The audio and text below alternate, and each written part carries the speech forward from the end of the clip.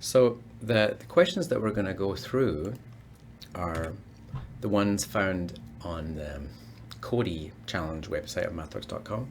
If you go to MathWorks and go to Community and click on Cody, there's lots of exercises there for practicing and learning MATLAB. And one set of questions that I'm going to go through are these ones here called the 2016B Feature Challenge, and there are a bunch of questions to help you learn some of the new features that appeared in 16B.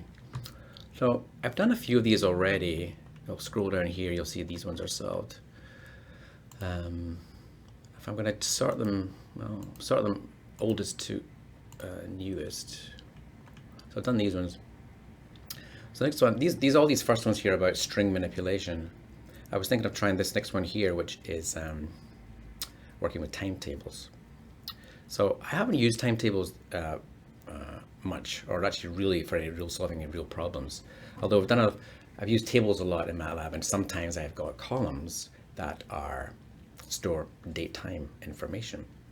So I want to learn and make use of timetables a bit more. So let's take a look at this particular problem.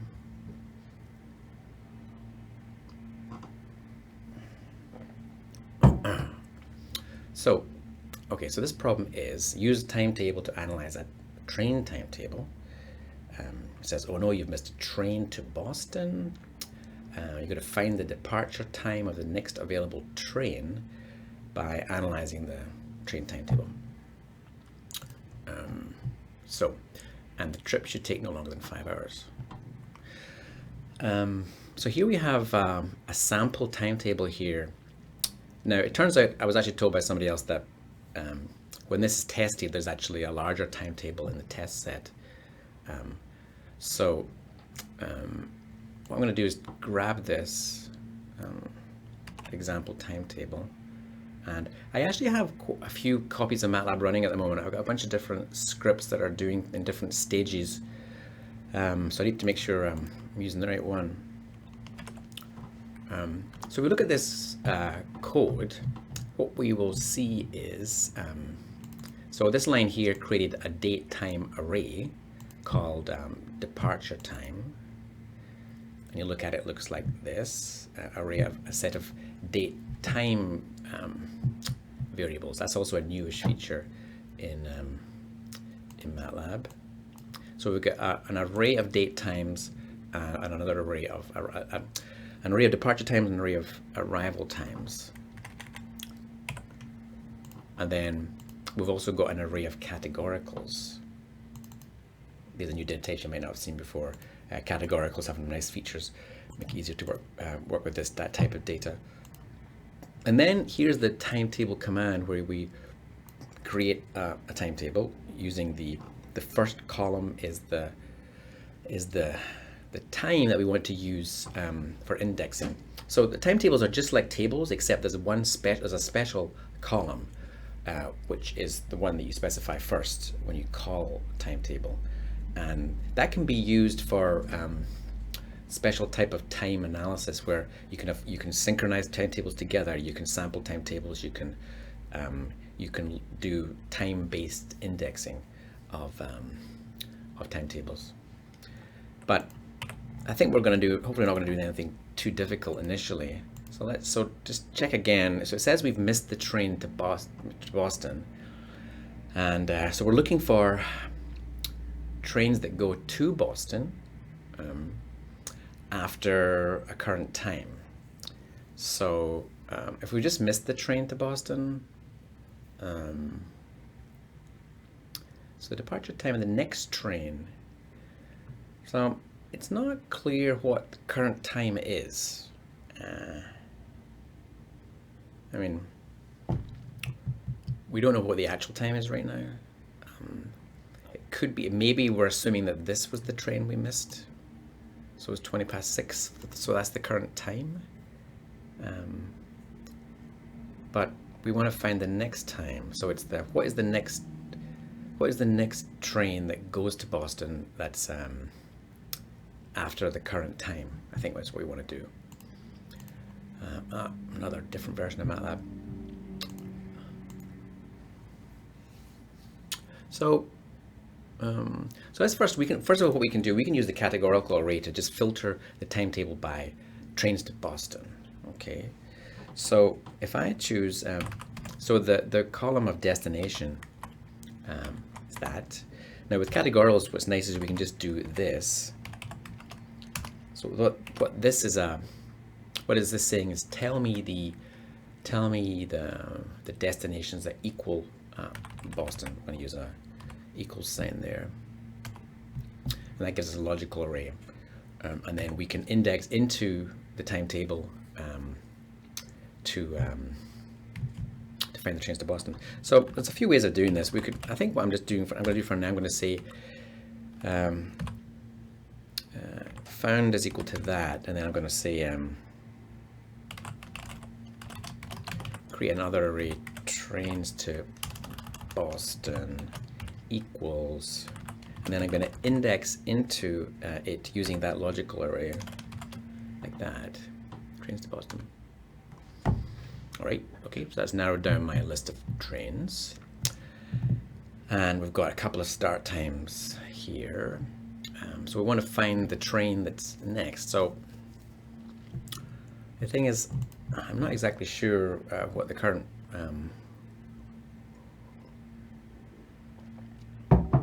time is. So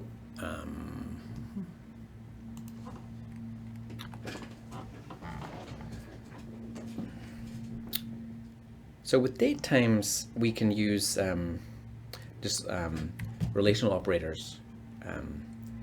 Like if I do a date, if I do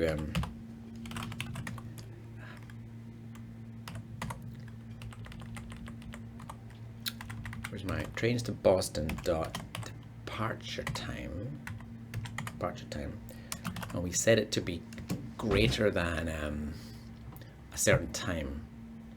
But you can use this code up here to specify a date time.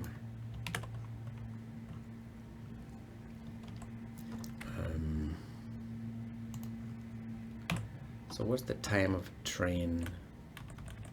So if we assume that the current time is 6:23, like that. So that tells us that there's only one train that is after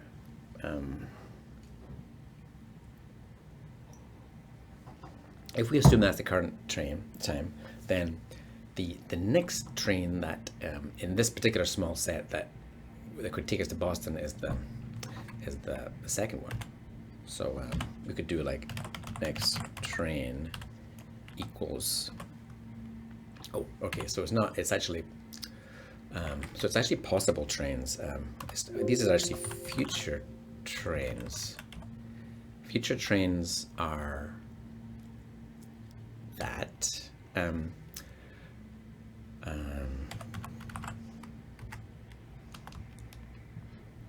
I think what I'm going to do actually is I'm going to make the future trains indices. So if I do find like that, it's going to tell me the index of the future trains. So in this case, it's index 2. If we index into our trains to Boston table, we will we'll find the time of the train. I mean, are we just trying to find the time of the train? We want to find the departure time of the train.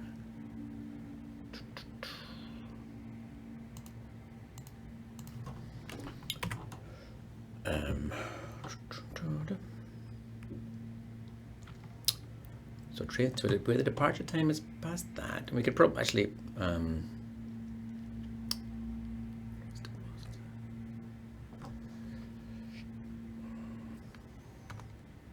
future trains, and then the actual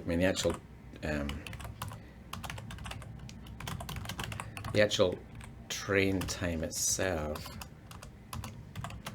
is trains to Boston, and then we're using the future trains. Well, actually, there could be multiple. Let's say in this case there's one, but there should be multiple. The first one would be the first one. So it's trains to Boston dot departure time, and that says the next train is at 9:05 in the morning.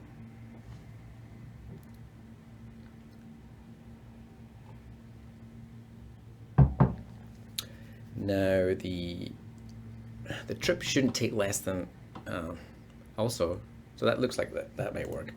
So another thing is that the trip need to be the trip duration can't be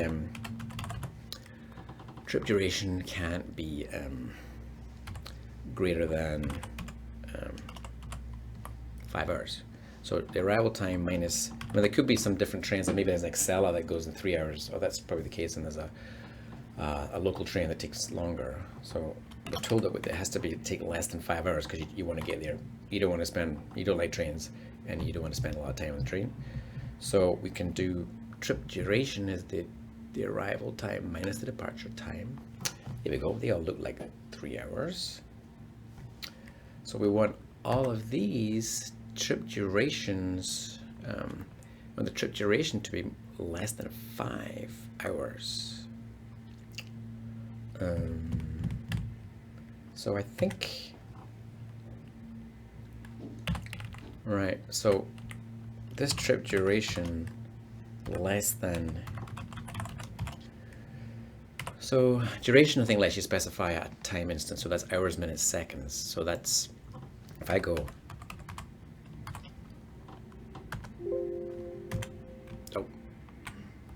minus that, less than that.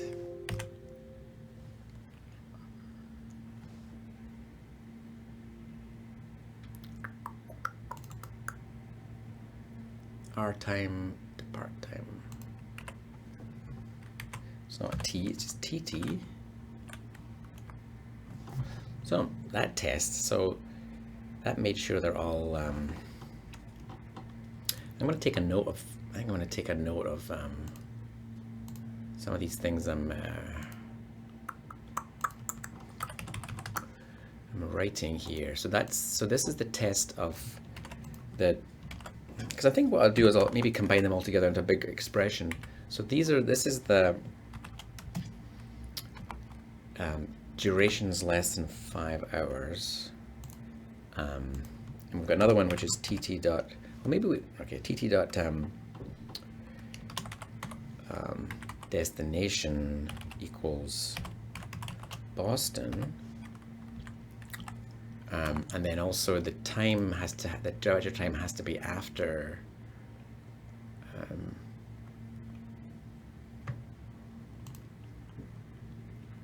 departure time has to be after this certain time.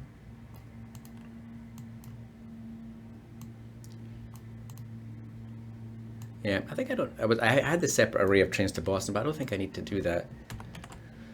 So the departure time is greater than this current time now.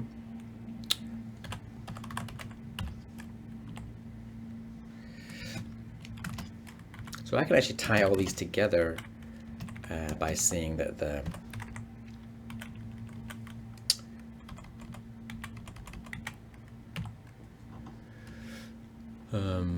found is equal to the three things have to be true.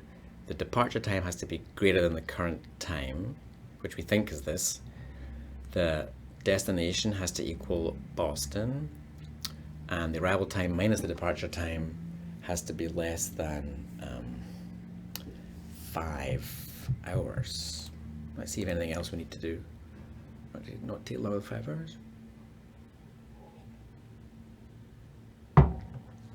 So that will give us the trains that apply. Let's try that again. Let's execute all of this. And let's see what, in the case of this list, we've got, here we go, we've only got one.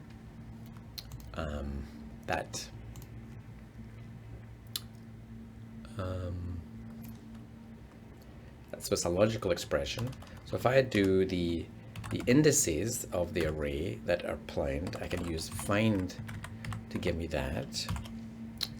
and that'll give me a list of the indices of the future trains that fit all these criterion. IDX is equal to 3. So therefore, the return departure time is going to be TT dot departure time. Now, so there's going to be there could be so I'm assuming that this is a sample of a timetable, but there's a longer timetable. So there's multiple trains that happen. So there could be multiple trains that fit this criterion. So I think what I need to do, so then I therefore need to just look at the first one, which is this. At the moment, it does the same.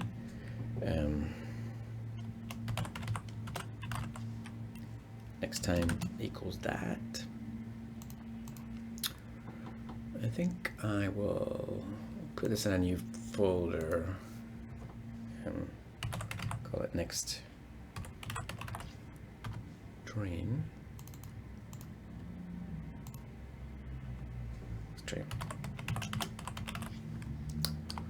Next train.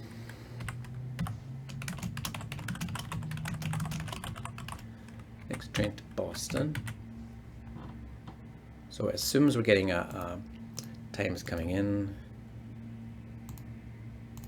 So I'm actually going to I want to make it all standalone.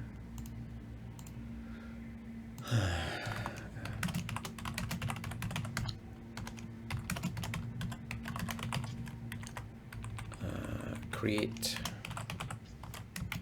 timetable. It's the code from the exercise,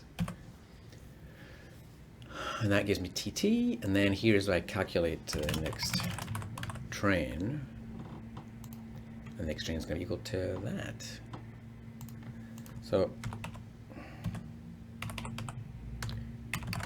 let's clear things up and run that.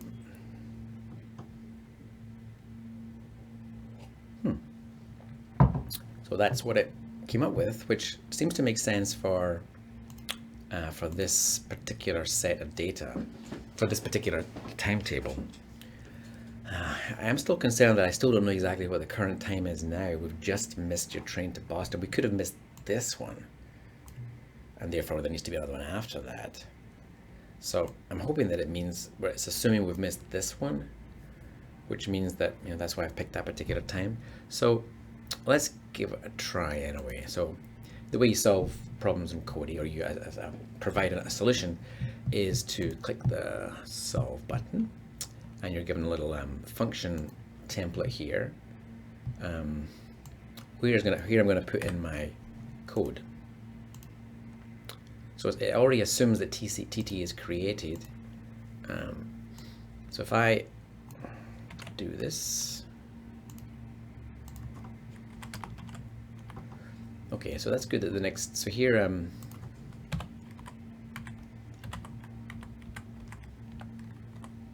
so here we created the index. So here TT come in. I'm assuming a certain start time.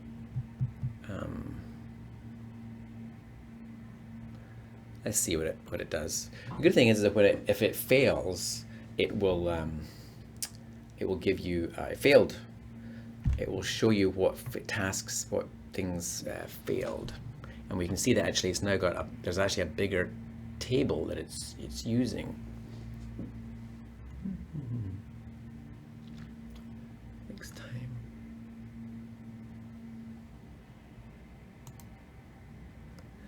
Oh, that's funny. It's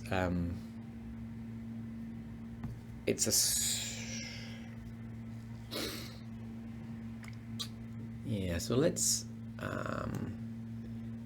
well, I think that, let's see what maybe the timetable looks the same. This is the test set that it's actually using, and I think there's a bigger, okay, it's a bigger timetable.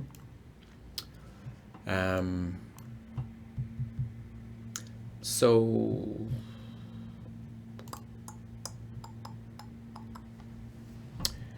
for example, the actual answer is equal to the answer is here. It says it makes sure that the date time is equal to that. It's a fixed time. So it's actually would be easy to cheat here. I can just specify that specifically, but it's saying that the next time is equal to 6:22 0, which is the first time in the timetable.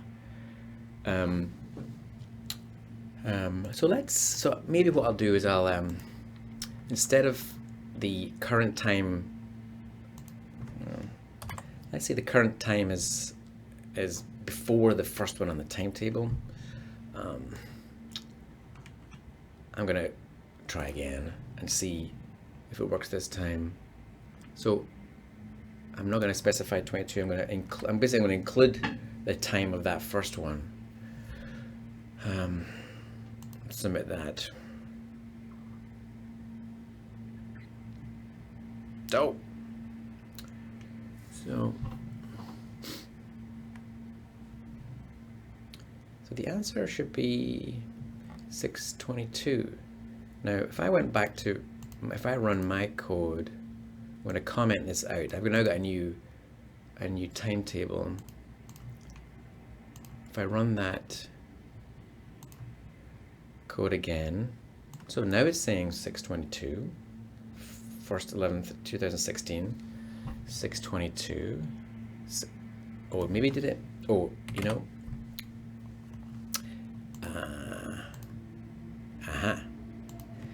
So I need to make it before. I need to choose. Basically, I need to assume a time before the first time in the timetable. So I could, you know, maybe this is just it's a red herring that I'm focusing on. I'm assuming there's a start time, when in fact I should just ignore that. I think I'll try that. I'm going to ignore the time constraint here.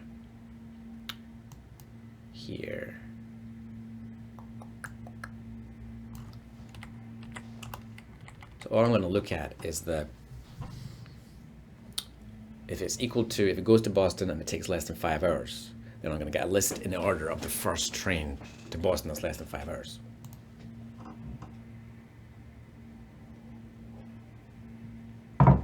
Haha, it worked. So here we go. And so I was just overthinking it a little bit there. Because of the fact that it said you've missed your train to Boston, I assumed that you were there at a certain time, and that was misleading to me.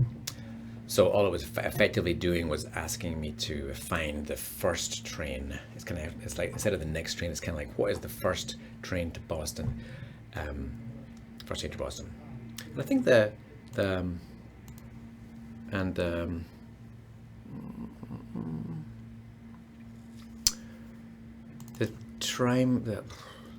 you notice that the timetable was just, I think it had the same, oh no, it was a whole bunch of different times. It looked like I had the first time that was the same, but then a whole bunch of different times. All right, so effectively the problem was just asking, what is the first train to Boston that takes less than 5 hours? And you'll notice, so if you look at the opening up this timetable variable here, you'll see that this column here, this is where the time lives. So normally if you just created,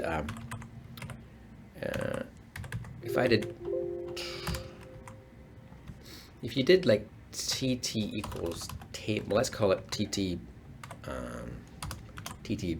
big T. That's just a regular table, and with a regular table, this row is not special. They're just 3 columns of data with any data type you want. But with the timetable here, it's highlighted a little bit differently because it's special, and it lets you do time-based operations on that variable, like indexing. So if you're doing a lot of stuff that involves processing the time and synchronizing, comparing things based on time, then it's useful to use the timetable. All right, so that's how long is that? 25 minutes. Any other questions specific? No. All right, I think that's going to do. That'll do for now. I will.